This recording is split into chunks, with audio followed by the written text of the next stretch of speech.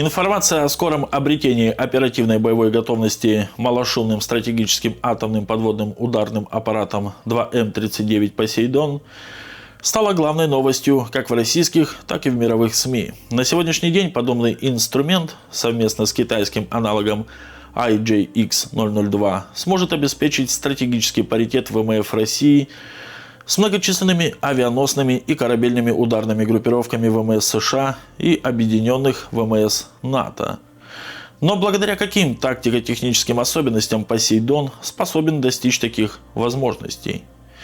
Во-первых, вышеуказанные изделия обладают расчетным водоизмещением порядка 47-55 тонн. Тиражируемое в сети водоизмещение в 100 тонн является ошибочным, в 29-30 раз больше, нежели у торпед УГСТ «Физик». При этом мощность боевой части данной стратегической межконтинентальной торпеды может варьироваться от 17 до 30 плюс мегатонн, что в 3-4 и более раза мощнее, нежели все 10 боевых блоков перспективной тяжелой межконтинентальной баллистической ракеты шахтного базирования «Сармат», который упомянул президент Российской Федерации Владимир Путин в перечне на скорое принятие боевого дежурства. Подобное могущество вполне достаточно для того, чтобы нанести критический урон корабельному составу 2-го оперативного флота ВМС США, дислоцированному на военно-морской базе Норфолк. Инициирование боевой части может быть осуществлено в 10-15 километрах от данного объекта. Аналогичная тактика справедлива и в противостоянии авианосным ударным группировкам противника. Тем не менее, для выхода на рубежи эффективного задействования боевой части «Посейдону» необходимо успешно преодолеть все противолодочные зоны ограничения и воспрещения доступа и маневра ОВМС НАТО. Что для этого имеется? Мощность ядерной энергетической установки «Посейдона» может достигать 8 мегаватт, при этом в режиме подкрадывания может задействоваться лишь 100-400 киловатт. Акустическая скрытность изделия необходима для преодоления эшелонированных противолодочных рубежей, сформированных радиогидроакустическими буями патрульных самолетов P-8A «Посейдон». Обеспечивается развитым водометным движителем с отсутствием кавитационного эффекта. Этот эффект характерен для классических грибных винтов. Также «Посейдон», как и все современные многоцелевые АПЛ, может похвастаться размещением узлов механизации на многоярусных амортизационных платформах. Крейсерская скорость подводного хода может достигать 20-35 узлов, а максимальная не более 85-100 узлов. Обнаружить стратегическую торпеду «Посейдон» в режиме подкрадывания с шумностью 35-50 дБ штатными гидроакустическими комплексами NBQG5A и LEP Lerc Aperture Bow Arrow многоцелевых атомных подводных лодок класса «Вирджиния» в первой дальней зоне акустической освещенности 30-70 км будет крайне трудно, даже в идеальных гидрологических условиях. А в сложных, характерных для Северной Атлантики, дальность обнаружения может сокращаться вплоть до нескольких сотен метров. Система наведения аппарата 2М39 представлена инерционально-навигационным модулем с гидроакустической экстремальной корреляцией по данному рельефу, а также алгоритмами искусственного интеллекта и возможностью коррекции по данным модуля, ГЛОНАСС, GPS-коррекции у водной поверхности. На конечном участке применяется активно-пассивная гидроакустическая головка самонаведения. Такими особенностями обладает наиболее перспективный носитель стратегических торпед 2М39 «Посейдон», многоцелевая АПЛ специального назначения «Хабаровск». 2 ноября после перевода многоцелевой АПЛ «Хабаровск» проекта 09851 из цеха 50 СМП в плавучий док Сухона для спуска на воду, перспективная субмарина была сфотографирована длиннофокусным спутником оптико-электронного мониторинга «Максар». На основании опубликованных фото мы можем прийти к выводу, что длина корпуса подлодки достигает 135-140 метров, а ширина 13,5 метров. В отечественных подлодках подобного водоизмещения могут применяться паропроизводящие установки ОК-650В с водяными реакторами мощностью 190 МВт. При мощности электрогенераторов СБГД 121-700 мощностью 1700 кВт. Что наиболее интересная деталь следующая. На эскизе и фото видно, что субмарина также будет оснащена низкочастотным пассивным гидроакустическим комплексом на базе гибкой протяженной буксируемой антенны ГПБА виньетка М01. Или более совершенным аналогом способны обнаруживать маневрирующие подлодки на удалении 10-20 км в мелком море и до 30-35 километров в первой дальней зоне акустической оснащенности в глубоком. Торпеды могут быть обнаружены на удалении 30 плюс километров. Эсминцы класса Арли Берг могут быть обнаружены на удалении 85-135 километров в зависимости от гидрологической обстановки. Таким образом, одна лишь виньетка М01 уже способна частично обеспечить экипаж носителя Посейдонов гидроакустической информацией о близости противолодочных рубежей противника.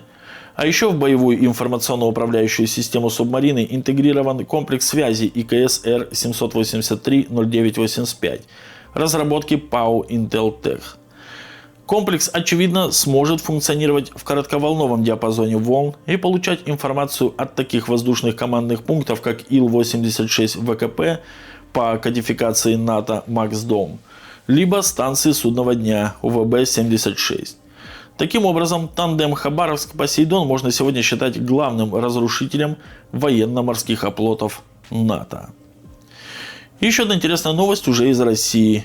Чем блокировка интернета в Российской Федерации может отличаться от китайской модели?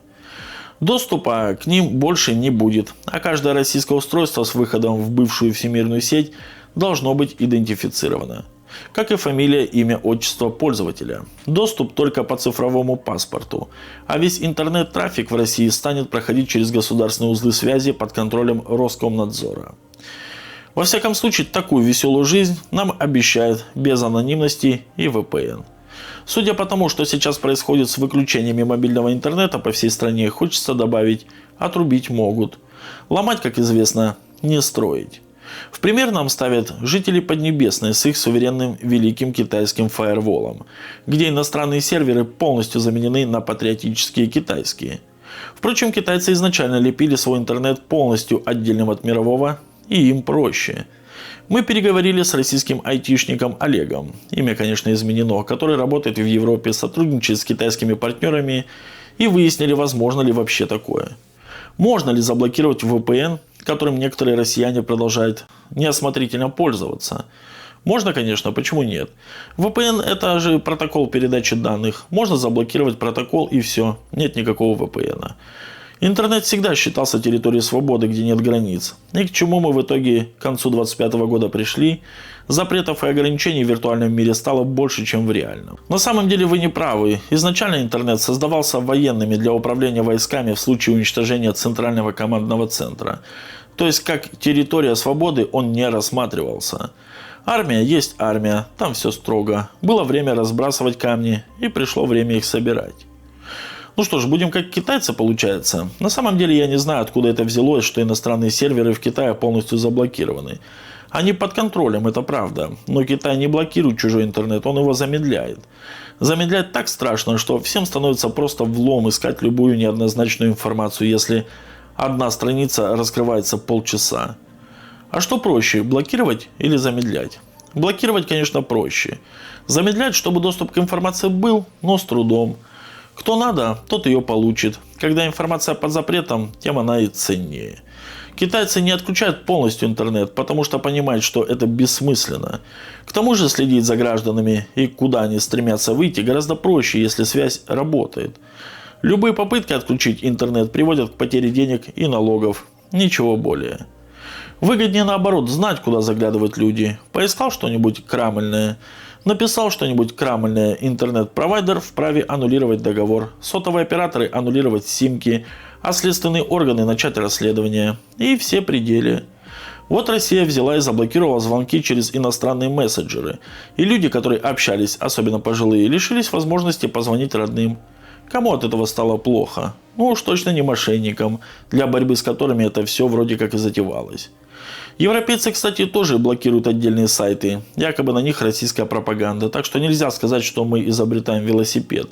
Или что где-то на Западе свобода и демократия. Весь мир сейчас движется в направлении все закрыть и запретить. Сайты блокируют отдельно по списку, так как они физически находятся на железных серверах. То можно блокировать IP-адрес сервера, и сразу все сайты с этого сервера станут недоступными. Но многие сайты в Европе, насколько я знаю, не блокируют специально. Страницы с очень, скажем так, щекотливыми темами стоят доступными как раз для того, чтобы ловить тех, кто на них заглядывает. При заходе на такой сайт браузер передает информацию не только об IP, но еще размеры экрана, операционную систему, целый цифровой слепок устройства. Считаю, что это правильно. Зачем запрещать, если можно поставить на службу правоохранительным органам и государству? Вот такие вот, друзья, у нас новости.